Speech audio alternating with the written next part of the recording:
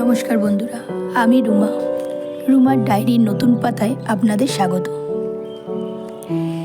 কিছুদিন আগে আপনাদের সাথে শেয়ার করেছিলাম আমার বাড়ির নতুন মন্দিরখানি। আজ আপনাদের সাথে শেয়ার করব আমার বাড়ির নতুন ঘরগুলি। এটি হলো দোতলায় যাওয়ার রাস্তা, যা কালো আর সাদা মার্বেল দিয়ে হাইলাইট করেছি আমরা এই সিঁড়িটাকে। জানাতে ভুলবেন না এই সিঁড়িটা দেখতে কেমন হয়েছে, আর কোনো সাজেশন থাকলে সেটাও জানাবেন। সিঁড়ির পাশের রেলিংগুলো এখনো বসানো হয়নি। রথের দিন ছিল ঘরের পুজো, কিন্তু ব্যস্ততার কারণে সেই পুজোর কোনো ভিডিও বা ফটো তুলে উঠতে পারিনি। এটা আমাদের ডাইনিং রুম কাম ওপেন কিচেন। এটি আমাদের কিচেন, এবং এখানে ঠাকুরের বাসন ধুয়ে রাখা রয়েছে পুজোর জন্য, যেগুলো এখনো পরিষ্কার করে সরানো হয়নি। এটি প্রথম বেডরুম।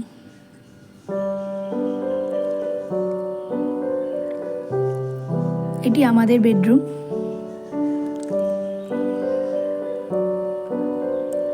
এই রুমও এখনো ঠিকমতো গুছিয়ে ওঠা হয়ে ওঠেনি। এই রুমের সাথেই আছে একটি ছোট্ট ব্যালকনি।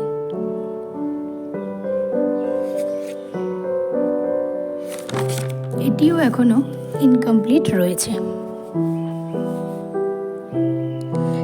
এই ব্যালকনি দিয়ে বাইরের ভিউটা খুবই সুন্দর। প্রচুর গ্রিনারি রয়েছে এই ব্যালকনি থেকে দেখার।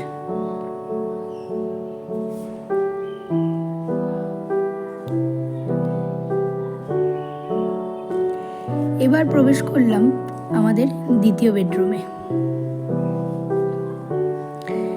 এটি মায়ের ঘর।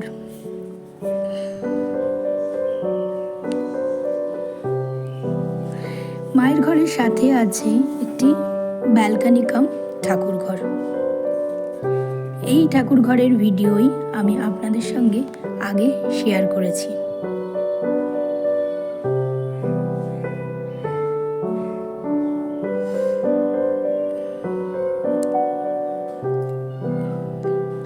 মায়ের ব্যালকনি থেকেও বাইরের ভিউ অসাধারণ। মায়ের রুমের সাথেই আছে একটি অ্যাটাচ বাথরুম।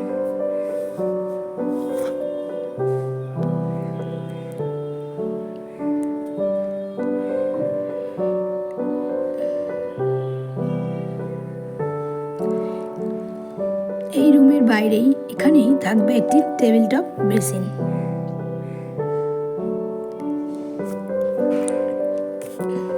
আর এই হলের শেষেই আছে একটি কমন বাথরুম। চলুন আপনাদের এবার নিয়ে যাব আমাদের বাইরে যাওয়ার আরেকটি রাস্তায়। এটি হলো সেই বাথরুম।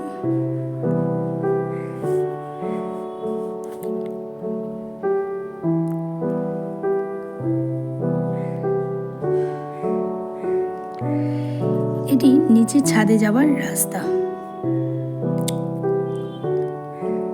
এটা আমাদের আরেকটি ছাদ, যা এখন আমাদের উঠোন হিসাবে ইউজ করা হয়, এবং এখানে প্রচুর ইমারতি দ্রব্য পড়ে রয়েছে বলে এখনও এই ছাদে যাওয়াটা পসিবল না। আর এর পাশেই আছে আমার বাড়ির অন্যান্য কিছু সদস্যদের ঘর।